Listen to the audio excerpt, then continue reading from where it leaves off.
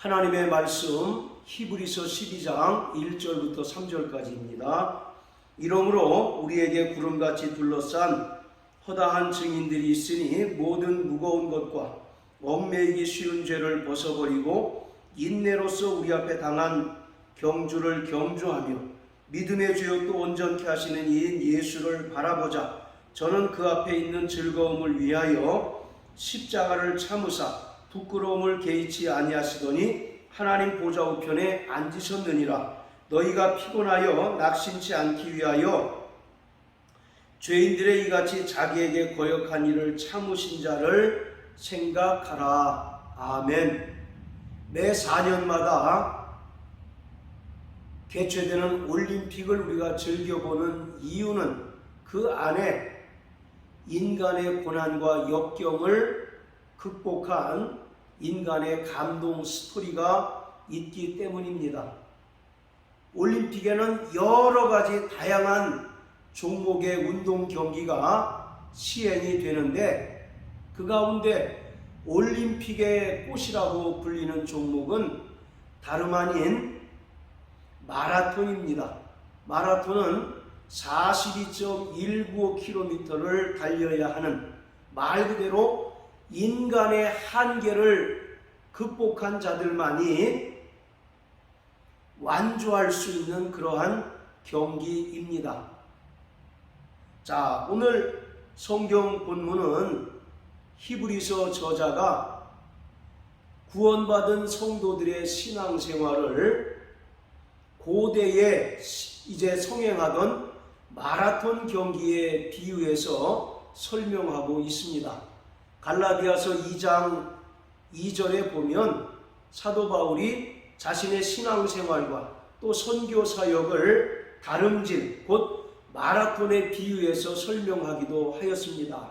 그리고 디모데후서 4장 7절 8절에도 바울이 그의 신앙 여정을 마라톤에 빗대서 설명하기도 하였습니다. 자, 우리 디모데후서 4장 7절 8절을 다 같이 읽어보시겠습니다. 내가 선한 싸움을 싸우고 나의 달려갈 길을 마치고 믿음을 지켰으니 이제 후로는 나를 위하여 의의 면류관이 예비되었으므로 주 곧 의로우신 재판장이 그날에 내게 주실 것이니 내게만 아니라 주의 나타나심을 사모하는 모든 자에게니라. 아멘. 7절에서 내가 선한 싸움을 싸우고 나의 달려갈 길을 마치고 믿음을 지켰다 라고 고백합니다. 즉 그는 믿음의 경주를 완주했다 라고 선언하고 있습니다. 그러면서 8절에 이제 후로는 나를 위하여 하나님께서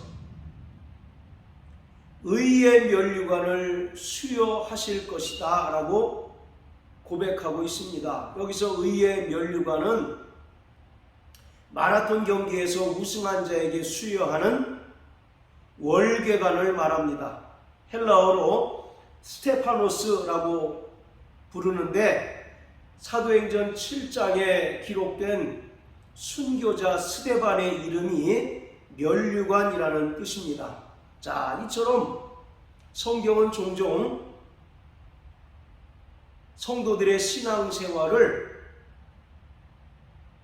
고대에 시행되던 올림픽 경기, 특히 마라톤에 비유해서 설명하기도 합니다. 오늘 본문이 말씀드린 것처럼 마라톤에 빗대서 성도들의 신앙생활을 설명하고 있습니다. 1절에 보면 이러므로 우리에게 구름같이 둘러싼 허다한 증인들이 있다라고 말합니다. 여기서 구름같이 둘러싼 허다한 증인들은 히브리서 11장에 나오는 많은 믿음의 선진들입니다. 그들은 우리에 앞서서 이와 같은 믿음의 경주를 끝까지 완주한 자들이라고 말합니다. 그러면서 그들이 현재 신앙생활하고 있는 구원받은 성도들을 응원하고 있는 모습으로 설명하고 있습니다. 자, 그러면서 모든 무거운 것과 얽매이기 쉬운 죄를 벗어버리고 인내로서 우리 앞에 당한 경주를 경주하라 말씀합니다. 고대의 마라토너들은 완전히 나체로 달리기를 했다고 합니다. 요즘도 마라톤 경기를 가끔 보면 가장 편안한 복장, 그리고 가장 가벼운 복장으로 마라톤에 임하는 것처럼, 가령 마라톤을 하는 사람이 무거운 짐을 지거나 아니면 등에 메고 달린다고 생각을 해보십시오. 완주는 고사하고 중도에 포기하는 자들이 속출할 것입니다. 그렇기 때문에 히브리서 저자는 모든 무거운 것과 얽매이기 쉬운 죄를 벗어버려라 라고 말씀합니다. 여기서 모든 무거운 것이라는 것은 원죄의 중압감, 그리고 율법의 무거운 짐을 말합니다. 마태복음 11장 28절에서 예수님께서 유대인들을 향해서 말씀하시기를 수고하고 무거운 짐진 자들아 다 내게로 오라. 나의 멍에는 가볍고 편하니 내게로 와서 쉬어라 라고 말씀하고 있습니다. 유대인들은 율법을 행함으로써 의로워지려고 했고, 또 율법을 통해서 구원을 얻으려고 했습니다. 또 한편으로는 그들은 만약에 율법을 어기게 되면 하나님의 진노가, 저주가 즉각적으로 임할 것이라는 두려움 속에서 자유함이 없는 상태에서 율법을 지키고 있었습니다. 그래서 예수님께서 수고하고 무거운 율법의 짐을 벗어버리고 내게로 와서 쉬라고 말씀하고 있습니다. 그렇기 때문에 모든 무거운 것은 율법의 무거운 짐과 원죄로의 중압감을 이야기하고 있습니다. 우리는 예수 그리스도로 말미암아 자유한 자들입니다. 요한복음 8장 32절에 보면 예수님께서 유대인들에게 말씀하시기를 진리를 알지니 진리가 너희를 자유케 하리라 말씀하고 있습니다. 바로 진리는 우리를 모든 죄와 저주와 사망의 권세로부터 자유케 하셨습니다. 그렇기 때문에 구원받은 성도들, 그래서 믿음의 경주에 참여하는 모든 성도들은 1차적으로 원죄로부터 자유하고 율법의 권세로부터 완벽하게 자유해야 합니다. 로마서 8장 1절 2절에 보면 그러므로 그리스도 예수의 사람들은 결코 정죄함이 없나니 생명의 성령의 법이 죄와 사망의 법으로부터 너희를 해방하였다라고 말씀하고 있습니다. 우리는 진리이신 예수 그리스도 안에서 완벽하게 자유한 자들입니다. 그렇기 때문에 다시 원죄로부터 또는 율법의 무거운 짐으로부터 억압당할 하등의 의무가 없는 자들입니다. 그래서 히브리서 저자는 모든 무거운 것으로부터 자유하라 선포하고 있습니다. 그리고 얽매이기 쉬운 죄를 벗어버리라. 여기서 얽매이기 쉬운 죄라고 하는 것은 원죄에 비해서 상대적으로 가벼운, 그러나 우리가 늘 습관적으로 짓게 되는 자본죄를 가리킨다고 할 수 있습니다. 이러한 것들로부터 벗어나고 떨쳐내야만 믿음의 경주에서 완주할 수 있다고 말하고 있습니다. 자, 그리고 2절에서 믿음의 주요 또 온전케 하신 이 예수를 바라보자 라고 말씀하고 있습니다. 우리 신앙의 목표가 바로 예수 그리스도이십니다. 마라토너가 최고의 기록으로 42.195km를 달렸는데 그가 달려온 길이 정상적인 궤도가 아니라든지 아니면 다른 엉뚱한 방향으로 달렸다고 생각을 해보십시오.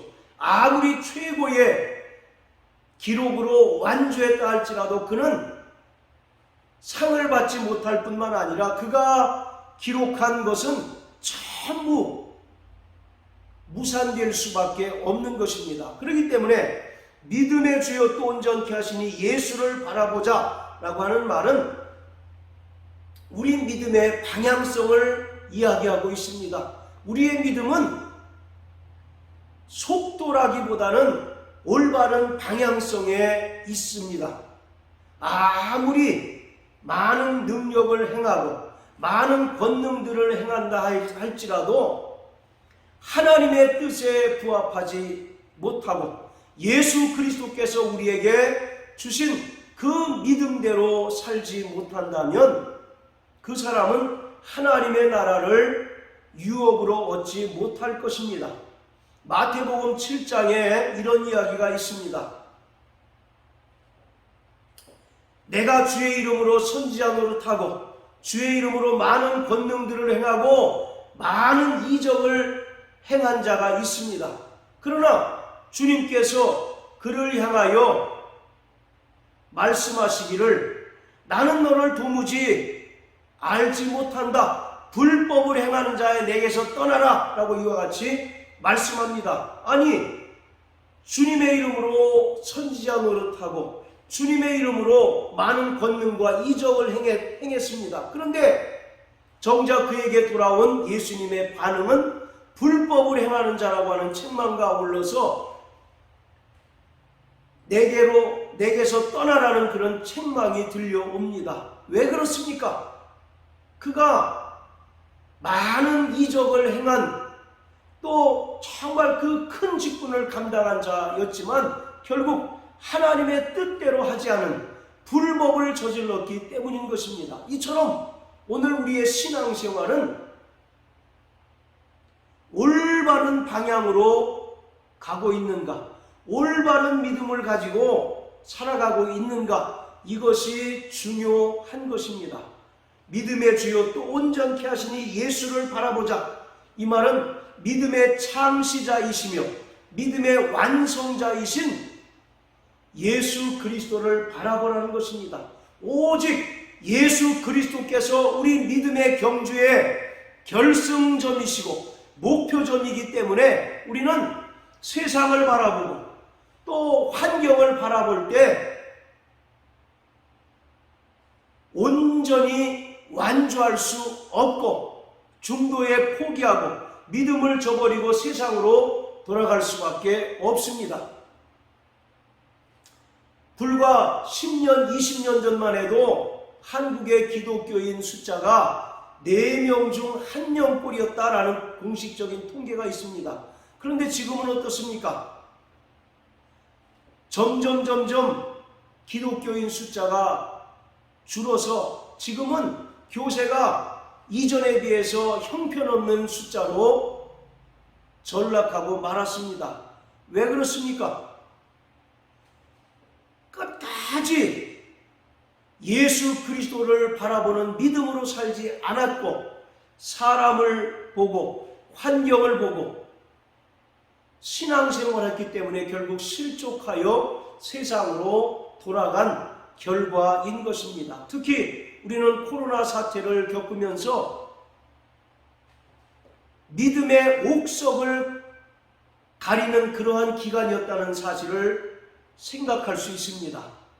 그 코로나라고 하는 그 기간을 통해서 믿음이 연약한 자는 세상으로 돌아갈 수밖에 없었고 그나마 정말 하나님의 뜻대로 살고자 한 자들은 열심히 예배에 참석하고 또 믿음 생활을 끝까지 유지했던 것입니다. 어쨌든 간에 우리의 믿음의 시작과 끝은 바로 예수 그리스도이십니다. 그렇기 때문에 우리는 예수께서 우리에게 보여주신 또 우리에게 말씀하신 그 길을 따라 순종하며 나아갈 때 실족하지 않고 믿음의 경주에서 완주할 수 있게 되는 것입니다. 예수님께서 우리에게 보여주신 것은 죽어야 사는 길입니다. 그리고 구원받은 성도들은 예수님께서 우리에게 보여주신 그 믿음의 발자취를 따라가는 자들입니다. 자, 우리 다 같이 베드로전서 2장을 보시겠습니다. 베드로전서 2장 20절 21절 죄가 있어 매를 맞고 참으면 무슨 칭찬이 있으리요 오직 선을 행함으로 고난을 받고 참으면 이는 하나님 앞에 아름다우니라. 이를 위하여 너희가 부르심을 입었으니 그리스도도 너희를 위하여 고난을 받으사 너희에게 본을 끼쳐 그 자취를 따라오게 하려 하셨느니라. 그리스도도 너희를 위하여 고난을 받으사 너희에게 본을 끼쳐 그 자취를 따라오게 하셨다라고 말씀합니다. 예수는 이 땅에 고난받으러 오셨습니다. 죄인된 인간들을 구원하시는 방법은 예수께서 말씀이 육신이 되어 이 땅에 오셔서 고난당하시고 또 고난의 절정인 십자가에 달려 죽으셔야만 인간을 비로소 죄에서 구원할 길이 열리기 때문에 그가 말씀이 육신이 되어 이 땅에 오셔서 십자가에 달려 피 흘려 죽으셨던 것입니다. 그 은혜로 우리는 구원함을 얻고 하나님의 자녀가 되었습니다. 그렇기 때문에 구원받은 성도들은 예수께서 우리에게 보여주신 그 믿음의 발자취를 따라가야 한다는 것입니다. 따라서 성도들은 이 땅에 고난받기를 위하여 부르심을 입은 자들입니다.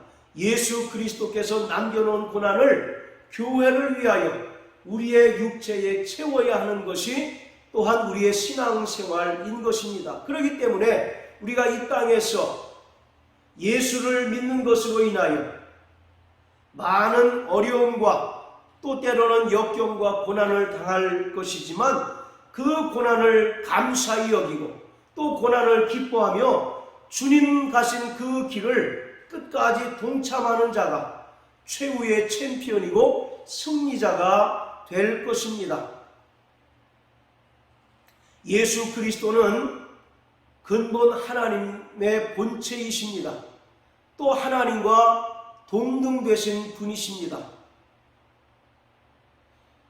그러나 그가 하나님과 동등됨을 취할 것으로 여기지 아니하시고 오히려 자기를 비워 종의 형체를 입고 죽기까지 복종하셨습니다. 그러므로 하나님께서 그를 지극히 높여 모든 이름 위에 뛰어난 예수 이름을 주셨고 모든 무릎을 그 이름 앞에 꿇게 하셨고 예수를 주라 시인하게 하셨던 것입니다. 마찬가지로 오늘 성도들이 이 땅에서 고난받는 것은 저 영원한 하나님의 나라에서 받을 영광이 크다는 사실을 분명히 기억해야 합니다. 로마서 8장 17절에 보면 하나님의 자녀이면 그리스도와 함께한 후사니 후사된 자들은 영광을 얻기 위하여 고난을 받아야 한다라고 말씀하고 있습니다. 우리가 이 땅에서 예수를 믿는 것으로 인하여 당하는 고난이 때로는 힘겹고 또 때로는 우리에게 큰 위협이 되기도 하지만 우리는 하나님께서 우리를 위하여 예비하신 하늘의 영광이 이 땅에서 받는 고난에 비하여 비교할 수 없을 만큼 영원하고 크기 때문에 그 고난을 기쁨으로 감당할 수 있고 그 고난을 기쁨으로 견뎌내고 끝까지 믿음의 경주를 완주해야 합니다. 인내로서 우리 앞에 당한 경주를 경주하라 이와 같이 말씀하고 있습니다. 억지 춘향으로 인내하는 것이 아니라 하늘에서 우리가 받을 영광을 소망하면서 현재 당하는 고난을 감당하고 끝까지 인내하라고 말씀하고 있습니다. 2절에 보면 예수는 그 앞에 있는 즐거움을 위하여 십자가를 참으사 부끄러움을 개의치 아니하시더니 하나님 보좌 우편에 앉으셨다라고 말씀합니다. 십자가는 저주의 형벌입니다. 인간이 당할 수 있는 가장 수치스러운 형벌이기도 합니다. 하나님의 아들이신 예수 그리스도께서 육신으로 이 땅에 오신 것만 해도 그가 자신을 비운 것인데, 인간들이 조롱하고 멸시하는 가운데 최고의 수치와 저주의 형벌을 당하셨습니다. 그럼에도 불구하고 그는 부끄러움을 개의치 아니하셨습니다. 왜 그러냐면 하늘에서 아버지께서 예비하신 하늘의 영광, 하늘 보좌의 영광이 그를 위하여 예비되어 있기 때문에 이 땅에서 십자가의 고난을 감당하고 부활 승천하셔서 하늘 보좌에 좌정하사 만물의 통치자가 되신 것입니다. 그러므로 우리는 예수 그리스도께서 우리에게 보여주셨고 열어주신 죽어야 사는 길을 따라서 날마다 믿음의 경주를 경주하는 자 되시길 주의 이름으로 축복합니다. 마태복음 16장 24절에 예수님께서 말씀하시기를 나를 따라오려거든 자기를 부인하고 자기 십자가를 지고 따라와야 한다라고 말씀하고 있습니다. 우리의 신앙생활은 자기 부인의 삶이고 자기에게 주어진 십자가를 지고 따르는 삶입니다. 십자가를 진다는 것은 철저히 자기 자신을 부인하고 죽는 것을 이야기합니다. 그래서 사도 바울은 나는 날마다 죽노라 라고 이렇게 고백합니다. 그리고 나는 십자가 외에는 결코 아무것도 자랑하지 않겠노라 라고 말씀하고 있습니다. 세상에 많은 사람들이 믿음의 길을 가고 믿음의 경주를 경주하는 성도들을 향하여 비난하고 손가락질하며 조롱합니다. 대명천지에 어떻게 사람이 그렇게 살 수 있는가? 무엇 하나 빠진 어리석은 사람 아닌가? 라고 책망하고 조롱하고 멸시합니다. 그러나 우리는 영원한 하나님의 나라가 있음을 알고 아버지께서 믿음의 선한 싸움을 싸우고 끝까지 다름질하고 믿음을 지킨 자들에게 바울이 고백한 것처럼 의의 면류관을 주실 것을 믿기 때문에 세상의 조롱과 멸시와 천대에 아랑곳하지 않고 주님이 그러하셨던 것처럼 우리는 오늘도 끝까지 믿음의 경주를 경주하는 자들입니다. 그렇기 때문에 사랑하는 성도 여러분, 날마다 믿음의 주요 또 온전케 하신 예수만 바라보시고 저 영원한 하늘 본향을 향해서 믿음의 경주를 경주하시는 저와 여러분들 되시기를 주님의 이름으로 축원합니다. 할렐루야.